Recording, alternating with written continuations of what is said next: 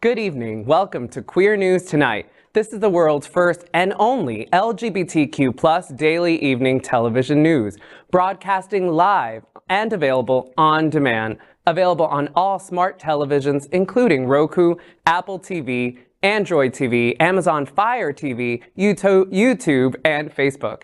It's time to queer up the news. It's Thursday, March 2nd, 2023, and we are live and literally out of the closet and into the headlines. So many of your important stories we are going to tell this evening on Queer News Tonight.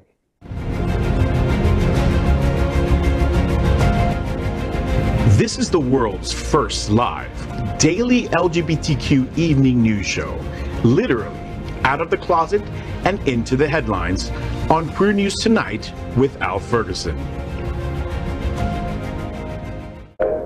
Hi everyone, I'm your anchor at Queer News Tonight. Not Al Ferguson, but Julio Capo Jr. This evening, we bring you the news of and perspective representing the LGBTQ+ community from South Florida, America, and across our planet. This is the world's first and only unedited live LGBTQ+ evening news show. Whatever happens unique in LGBTQ+ news, you will see it and hear it. HotShots magazine, Happening Out Television Network, is a nonprofit 501c3 media company in the same model of PBS and NPR, but designed for the LGBTQ+ community. Our mission is to support the 10 pillars of our LGBTQ+ community. We want to inform and educate the key issues of our Black community, Latino, lesbian, trans, students, youth, seniors, HIV/AIDS healthcare, business, political advocacy, and faith. Help us support our community. We are part of one of the largest LGBTQ+ media companies in America, HotShots magazine and Happening Out Television Network. Our magazine is celebrating 38 years of the LGBTQ+ experience, and our television news, talk, and entertainment shows support our mission to educate the LGBTQ+ and broader community. Now let's welcome anchor Adrianna Tender. Yes, Adrianna is a transgender advocate and healthcare practitioner, and she has extensive education and experience in HIV prevention and healthcare that relates to transgender individuals. She currently works as the program coordinator for Trans Inclusive Group and is the owner of Tender Loving Care Trans Mentoring. She received the Bishop SF Makalani Mahi Transgender Advocate Award in 2019 and has received many other awards. She serves on the National Board of Governors of the Human Rights Campaign and is on the Board of Directors for the Dolphin Democrats and Black LGBTQ Liberation. She's a member of several civic and political organizations like the NAACP, the Florida LGBT Democratic Caucus, and attends Antioch Missionary Baptist Church. Hey, Adrianna. Thank you so much for having me here tonight. It's a blessing to be with each one of you. Same. Let's welcome anchor Bob Hentschel. Bob is an accountant with a local construction company. He is a member of the planning committee for My Hollywood Pride and a member of various GLBTQ plus Disney Facebook groups, including the Gay Pride Disney Mantra Call. He describes himself as a nice widow man with a house in Dania Beach, a Disney Vacation Club membership, and a self-supporting cash flow. Wow. Interested singles can find him on Facebook and Twitter as Bob Hentschel. Welcome, Bob. Thank you, Adrianna. The 10th annual Monorail Crawl is Wednesday, May 31st at 7 o'clock. We start at the Outer Rim Lounge at Disney's Contemporary Resort. Come join hundreds of your gay besties as we kick off Gay Days. Now let's welcome anchor Gregg Shapiro, an inductee into the Chicago LGBT Hall of Fame. Gregg is the author of 9 books, including the forthcoming Refrain in Light, an entertainment journalist whose celebrity interviews and music reviews run in a variety of regional LGBTQ+ and mainstream publications and websites. His movie review column called Screensaver can be found in South Florida Gay News, San Francisco's Bay Area Reporter, RottenTomatoes.com, and more. Good evening, Gregg. Good evening. Did you say Outer Rim? Is it? That's what I heard. Okay. Name of the lounge. Okay, we are the reporters for Queer News Tonight. And this evening, we begin with the queer headlines. The LGBTQ plus community in South Florida and across America is diverse. Our community across the world is vast. And here are the bullet points of the Queer News for today, Thursday, March 2nd, 2023, National Read Across America Day, which is never an easy one for Marjorie Taylor Greene or Matt Gaetz. The library is open. Thank you for that. I love these moments where you tell us the important day that it is today. I always look forward to it. Thank you. Now, let's queer up drag culture. Tennessee governor and Texas drag bill author appeared in drag. Has started going around. This is the photo. Somebody on Reddit posted it from a 1977 high school yearbook, purporting to show the governor apparently in a skirt, a wig, and a necklace. Again, allegedly the governor. It's most likely part of a powder puff football game where kids dress as the opposite gender. The governor's press secretary has not confirmed whether the picture is actually of Lee, but says that any attempt to, in their words, conflate this serious issue with lighthearted school traditions is dishonest and disrespectful. Drag performers and critics of this Tennessee bill are calling out what they see as the sort of irony in this, saying there's a hypocrisy to wanting to criminalize something that the LGBTQ plus community views as an art form, but then being okay with it in the context of like a lighthearted tradition. Rahima Ellis is joining us now. The governor was asked about this Rahima picture. And he said something fairly similar to this statement, right? It's also not the first time that a yearbook picture of him has made the national news. Yeah, that's right, Hallie. He basically said that it was ridiculous, and he responded, even it was put up on Twitter, a response that he had with someone asking him about this, and he said, there is a difference, and I want to read this to make sure I get it right. He says, there's a difference between a photo of a man dressed as a girl as part of a school spoof and overly sexualized entertainment. He says that that is something that is very different. Again, as you point out, the governor's office is not confirming that it's actually him in that photograph, but according to reports we've read that the high school principal said in the high school yearbook, that's pictured. That is a picture of the governor. And it's not the first time that the governor has been seen doing something that's added some controversy, and they ended up having to apologize for it. A Texas lawmaker who authored a bill that would restrict drag performances appears to have dressed in drag himself while a student. A video has surfaced on Twitter and TikTok showing Texas State Representative Nate Schlatzline, a Republican, skipping, running, and dancing in a park while donning a black sequin dress and a red-eye mask. At the end of the roughly 90-second video, which plays over the song Sexy Lady by Javi Mula, the 4 participants are named, including Schlatzline, whose character is called the Virgin. Schlatzline, however, has reacted to the viral tweet saying it was for a costume and for a theater performance, not drag. The House bill, HB 1266, authored by Schlatzline, seeks to amend Texas's business and Commerce Code to define a venue that hosts a drag performance and authorizes on-premises consumption of alcoholic beverages as a sexually oriented business. Well, Schlatzline is not the only person humiliating himself for his humiliating duality. Tennessee Governor Bill Lee is anticipated to sign the nation's first ban on public performances by, quote, male or female impersonators, even though photos of him dressed as a woman have emerged on social media. Recently, a Reddit user shared a photo of a high school student dressed in a cheerleader's uniform, a pearl necklace, and a wig in a 1977 yearbook. He was none other than Tennessee Governor Bill Lee. Whew. All right, there's a lot to cover here. So the first, I'm a history professor, so history is my jam.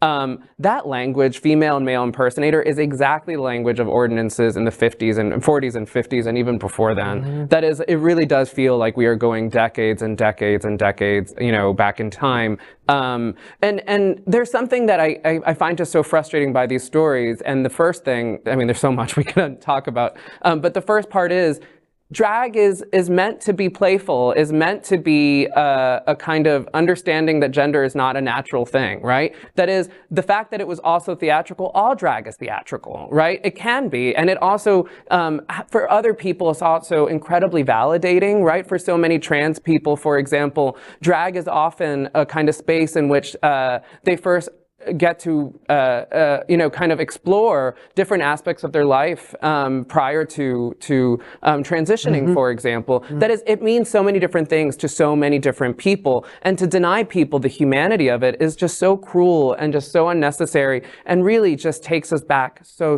far. I'm in agreement with you because many years ago, when I first started, I started out as a drag queen. Right out of high school, my first year in college at Florida A&M, I was attending a bar and I was like, oh my God, I want to do that. That's what I want to do. So I've always felt like a woman, and that was my outlet. That was my outlet at the time. So I can't understand why people are making such a big deal of it now. And when you describe a man dressed up as a woman, it's drag. So they were both doing drag. Well said. Well said. Hypocrites. And thanks for sharing that with us. No problem. Clearly, when I was in college, something like this did happen, and I had a flashback to a gentleman talking about, I'm an ivory girl. Now I'm dating myself, but clearly neither one of them got the memo. The most unforgettable women in the world wear Revlon. And one more thing, L'Oreal, no, you're not worth it. Do y'all remember the so-called, quote, campaign for the neologism Santorum, end quote, in which Santorum was newly defined as, quote, the frothy mixture of lube and fecal matter that is sometimes the byproduct of anal sex, end quote. And it was used to get at homophobe Rick Santorum. Well, it looks like someone did something similar. Really? Although considerably less nauseating to Schatz's line, because the first line of his Wikipedia page reads, Nate Schatzline is an American politician, former pastor, and former drag queen, who was a member of the Texas House of Representatives of District 93. Check out Wikipedia. I love that. Ooh. All sorts of queer resistance. Okay, next, let's queer up gay culture. LGBTQ or LGBTQ plus? Why all the fuss about a plus? The National Lesbian Gay Journalist Association recently shared that moving forward, the organization is adding a plus sign to LGBTQ to, quote, reflect the many identities that make up our growing community, end quote. It will now be known as NLGJA, the Association of LGBTQ plus Journalists. Adding the plus is a sign of our inclusion in our community for all those that aren't covered by LGBTQ. Some would argue that is what the Q represents. The use of the word queer as all-encompassing is commendable, because if someone is just caught in the middle of where they are on the rainbow spectrum, L, G, B, or T, identifying as queer is an appropriate alternative. Others go beyond using Q and plus, opting for LGBTQIA+. The I is for intersex, and the A is for asexual. Then there is another option, more conspicuous, less prevalent, but adding to the representative inclusion, LGBTQ2, the two for two spirits. In its statement as to why they're adding the plus, NLGJA said, we realize that adding a plus may not go far enough for some of our members and colleagues, but be assured that this change is more than surface level, end quote. According to the well-respected The Center in New York City, the plus is, quote, used to signify all of the gender identities and sexual orientations that letters and words cannot yet fully describe, such as non-binary, end quote.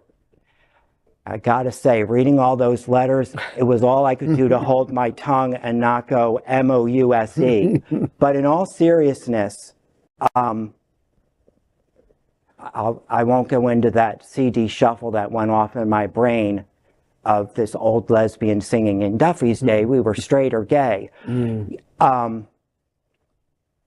know, I'm willing to put up with all the letters.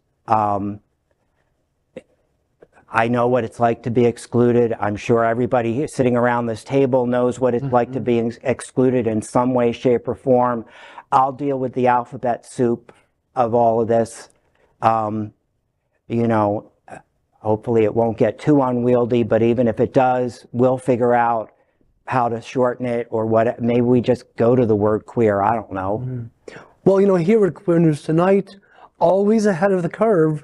We've been on the positive side of the plus sign for the last couple of years that I've had the privilege of being an anchor. So hashtag trendsetters. I love that. I mean, I think it's all about inclusivity, right? That is like, and I like the way that the story here frames it around plus as kind of making room for all sorts of people. Because I mean, a lot of people for very good reasons tend to have a particular relationship to the word queer. That is for a lot, you know, for many people of a particular generation especially, but not only. For them, it triggers a lot of really violent and really difficult stories. So that is to not impose. I mean, they had a similar kind of discussion with the use of Latinx in the Latino community and Latina community and so on and so forth. And at the end of the day, I understand some of these things because it's like in the Spanish language, for example, really does require somebody to be either feminine or masculine by use of its pronouns. And it really does exclude a whole, you know, a whole group of people who may not identify as either. And I identify as a Latino, but when I'm talking about people who are not me, I feel really comfortable saying Latinx.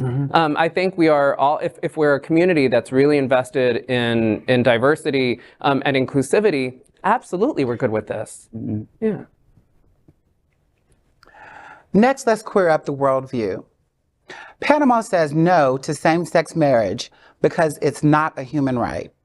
Panama's Supreme Court has ruled that same-sex marriage is not a human right and the country does not have to recognize such unions. According to a judgment published Wednesday, the court had been considering the issue since 2016. Following several appeals from same-sex couples claiming the Central America countries' family code was unconstitutional, it only recognizes marriages between a man and a woman. The same-sex couples who filed the suit were attempting to have marriages in other countries legally recognized in Panama. The court, however, said no matter how many changes happen in reality, for now, gay marriage lacks conventional and constitutional recognition. The family code was objectively and reasonably justified in the general interest of giving precedence to those unions capable of establishing families, giving continuity to the human species and therefore to society. In the judgment that applied to all of the court's members, including Panama, the Inter-American Court of Human Rights ruled in 2018 that same-sex couples are entitled to the same marriage rights as opposite-sex couples. However, Costa Rica remains the only Central American country to recognize same-sex marriages. The Catholic Church holds significant political influence in Panama, and the church opposes same-sex marriage. That's a lot for me to unpack because I just can't even imagine not being able to respect someone else's right to be married. And I know it hasn't been long, you know, that we recognize it here in our country. So I do understand. But if they have an international law that says that they should recognize it, then they should. That's a good point. Well, once again, the Catholic Church rears its hideous head. But maybe neighboring Costa Rica, as they said, where same-sex sexual relations have been legal since 1971, and Colombia, where both homosexuality and gay marriage are legal, maybe they can have some future influence on Panama. Was it that early for Costa Rica? 71. Wow, I didn't know that. It's complicated too because I feel you know, like we talk about this like it's foreign, but in the United States, we're having serious questions of, as you said, Adrianna, right? Like that is, so I mean, the Respect for Marriage Act was only done just a few months ago, really out of respect for the idea that we might very well lose the. And Iowa is trying to block it, is trying to walk away from it altogether. The problem is, for better or for worse, the line of separation between church and state has been blurred really badly in this country. That's true. I don't know that it ever existed in Central, I'll go so far as to say Central and South America. You know. I hate to bring the history back, but that's what I do. So it's, but the history of Panama is also really complicated and really, really, you know, essentially framed by its experience to colonialism and imperialism. It was, I mean, like, Google it. Like, that is, like, it's only really founded to make room for the United States to create, that is, like, as a country, so that they could build the Panama Canal. Right. So that is, so, and there's a lot of studies that show the more, especially for British colonialism, like places like Jamaica, for example, the higher levels of colonial history and the kind of more embedded that colonialism is into a country, the more homophobic it is. So I mean, there's actual parallels to understanding this, even if we kind of zoom out and think about this differently. And then no doubt the power of the Catholic Church in Latin American countries, but that's also true of you know, Spain, which was actually the forefront, like in marriage, right? They were, so, right. So they got over it. But they were the colonizers. Right. So like, Next, let's queer up gay culture. Survey finds UK believes there are too many LGBTQ+ and minorities on TV. A new YouGov poll found that nearly half the British public believes LGBTQ+ people and ethnic minorities are overrepresented on TV. The survey of 1,000 people found that 44% of the public believe LGBTQ+ representation on TV did not reflect an accurate view of the UK population. It also found that 45% of the public felt similarly about ethnic minorities, while only 26% thought they were underrepresented. Shows such as The Last of Us, The White Lotus, Heartstopper, and Euphoria have been huge hits in recent years, and all have been praised for their representation of LGBTQ+ people. The YouGov figures show a striking difference compared with surveys in other countries, with France finding that only 19% of its population believed ethnic minorities to be overrepresented.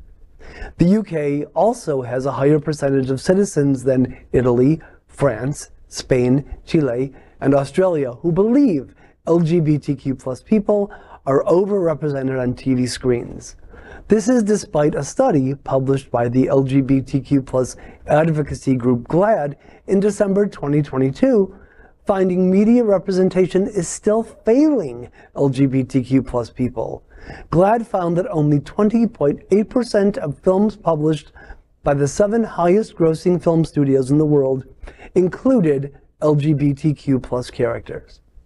Okay, so this from the citizens of the UK, a country whose current king once told the woman he was having an extramarital affair with that he wanted to live inside her trousers. Classy with a K. with a K. Oh my goodness. Oh, and I've said this before, probably on this very stage, but you know, it only seems like they're overrepresented when they've never been there to begin with. Right. Because I actually wrote, you know, if I had known that the actor playing Mr. Sulu was gay when I was watching Star Trek in its second run, if I had known that the actor playing Dad Brady as I was watching the third, fourth, fifth, and sixth runs, if I had known he was gay, Doogie Howser, who I'm still mad he didn't marry me. I mean, not too late. No. One day. I think he's already married. But he is. He is married, and he's maybe a little too young for me. I like him seasoned. But no, it's like my French fries. Yeah. Like my. But all that would have been helpful, right? Knowing that. No, exactly. Yeah. I mean, even you know, I mean, Rock Hudson. Rock freaking Hudson, who was like the ladies' man. Right. It's like, if, you know, and it's like, how much more, I mean, because let's face it, I'm disturbed. But had I been, you know, how much more, you know, I remember being jealous of, you know, when I lived in New York, we had gay and lesbian youth in New York. I remember being jealous of them. Well, you know, the kids of today, they're seeing, you know, if they're watching the TV I'm watching, they're watching the Nate and Jeremiah Home Project and seeing these two gay guys raising their two kids, happily adjusted, living life, having a successful business, you know, not to mention God only knows who else. Well, and if some of these Republicans have their way, those shows won't be on TV anymore. That's so true. Enjoy it while it lasts. And we all know that representation counts. Yeah. Of course. I mean, I go so I can't speak for you, but you know, I have to wonder for you. You know, Laverne Cox in Orange Is the New Black, and it's like, okay, and I mean, that's a good-looking woman, I must say. I mean, this frustrates me to no end, because the other part of the story too, right, was it's also ethnic minorities that are part of like the and it's so often for a very long time, if we saw ourselves on TV, queer people of color, so on and so forth, it was like, you know, as villains, or they would die at the end, and these were always tragic stories for a really long time, and there would be like they'd be like one mention, and usually the same person was all 8 things, and like, you know, and you would kind of just hint at it, and it was this, you know, constant erasure that really does take an enormous effect on you know, our consciousness, like that is in your value and your sense of worth. You know, it's almost like the argument for straight pride or something, like, hey, you see yourself on TV all the time, right? Like, I mean, why do you need straight pride? There are people who don't look like you, and there are people who don't talk like you and think like you, and that's why, and not just in front of the screen, but especially also behind the screen. We need more queer, people of color, writers and producers and people who are creating this content so that they could write themselves in. Yes. So, I mean, come on, people, do better. This survey is stupid. Next, we are proud of our special partnership with Sunshine Cathedral, the world's largest queer church here in Fort Lauderdale. Supporting that partnership, we are broadcasting from our permanent set here at Sunshine Cathedral at the Happening Out television studios. We broadcast Sunshine's Cathedral's Sunshine Sunday International Service at 10:30 a.m.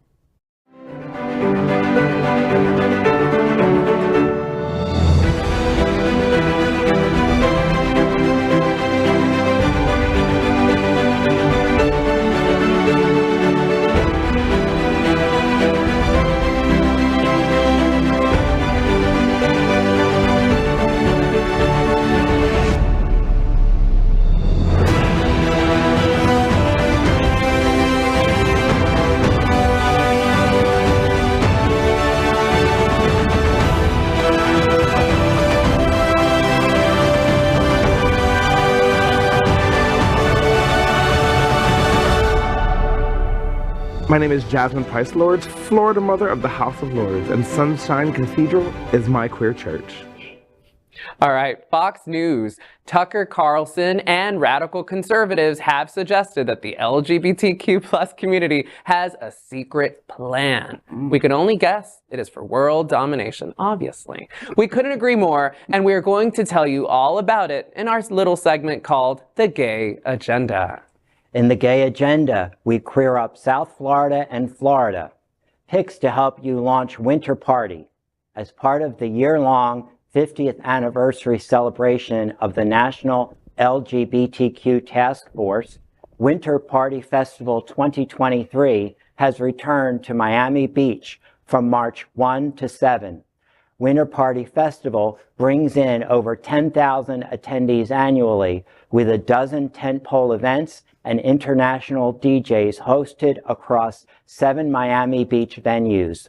The Winter Party Festival is a haven for the LGBTQ plus community and allies to celebrate and live freely. So time to get yourself warmed up for all this bash.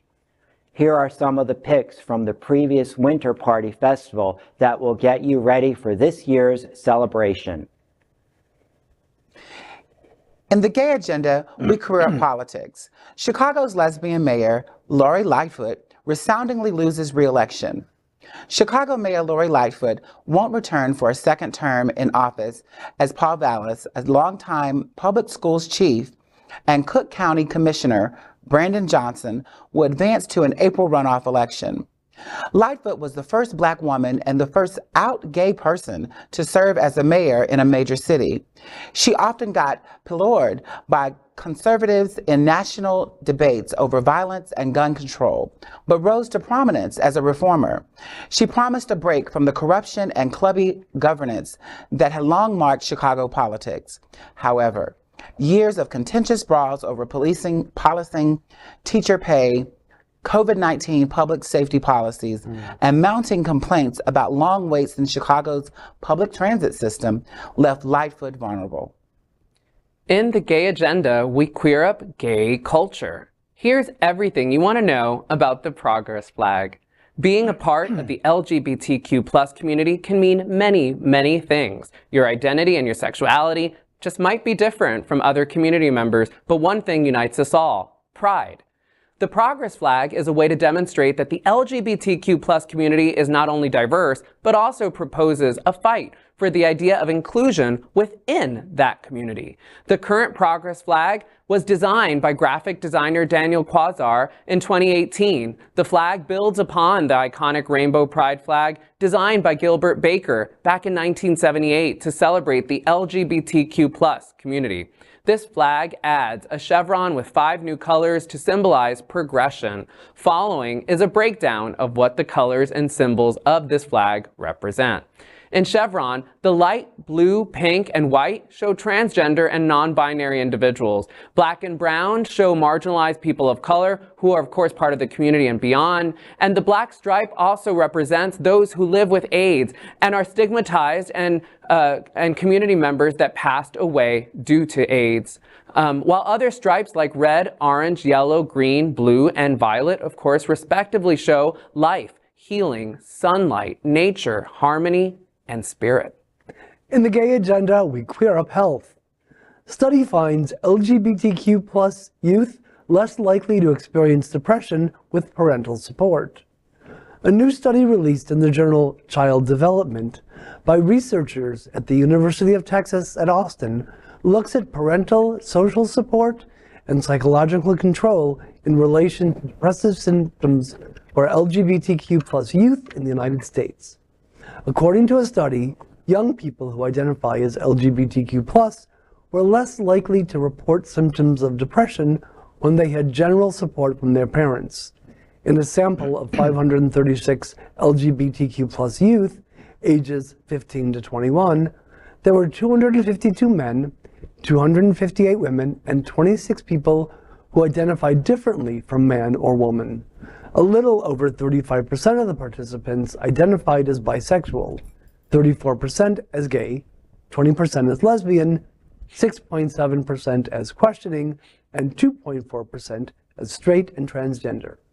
Amy McCurdy, a postdoctoral scholar at the University of Texas at Austin, said, quote, "For youth whose parents did not know their LGBTQ identities, having a combination of high psychological control and high social support from parents was linked with greater depressive symptoms," end quote. In the Gay Agenda, we queer up education. Utah removes the gay from Don't Say Gay bill. I did think that there were going to be some questions about that, but when I looked at the language, it just seemed so common sense to me that we just simply make sure that we're having age-appropriate discussions about sexuality in the classroom. That, to me, seems just really straightforward. But LGBTQ rights group Equality Utah is criticizing the bill, telling me, quote, "Equality Utah is very dismayed to see a Don't Say Gay bill introduced in Utah, especially when the Utah legislature enacted legislation repealing similar language from Utah Code in 2017. This bill is damaging and stigmatizing to LGBTQ children and their families, and we will oppose it vigorously." A Utah lawmaker who introduced a bill concerning appropriate classroom instruction that was nearly identical to Florida's Don't Say Gay bill has removed LGBTQ+ specific references from the measure, representing a victory for LGBTQ+ equality advocates. State Representative Jeff Stenquist introduced HB 550, which seeks to ensure that classroom instruction or discussion of sexuality does not take place in grades K to 3 and only takes place in older grades in a manner that is both age and developmentally appropriate. Initially, Stenquist's bill specifically included the terms, quote, sexual orientation and gender identity when talking about sexuality, but the Republican amended his bill in response to pushback from the LGBTQ plus community. Next, let's square up South Florida and Florida. HotShots Happening Out presents photos from the SOBE Food and Wine Festival Tea Dance.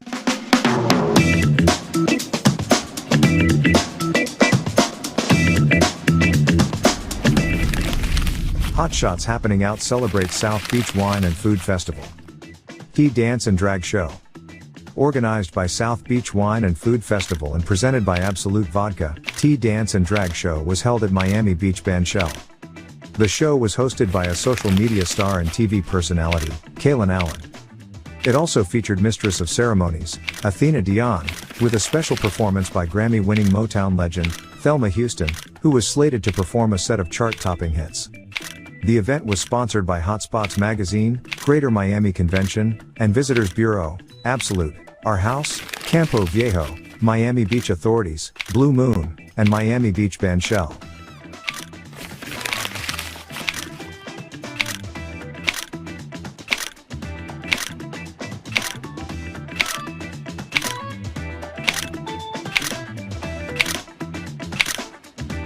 Keep watching our incredible LGBTQ plus world at HotShots Happening Out.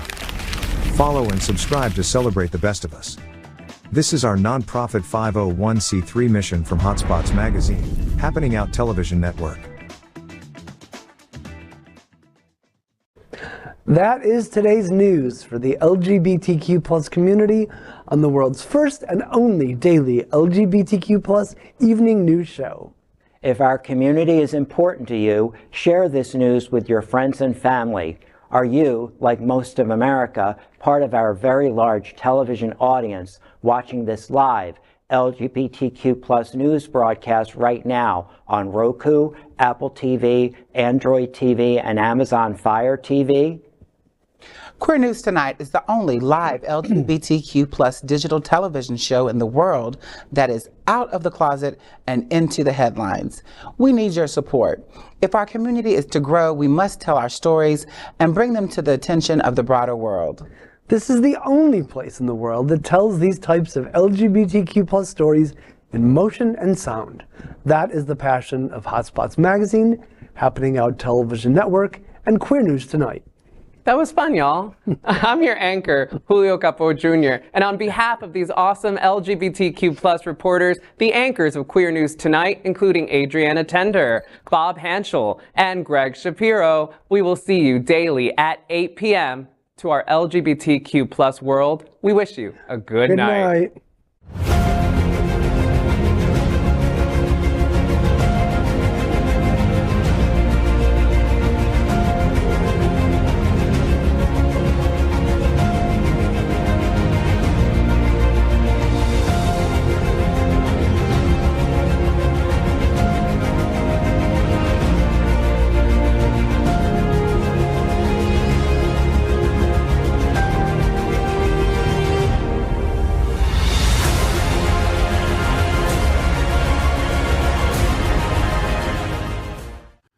LGBTQ plus news is vital for our community and for the broader world as a whole.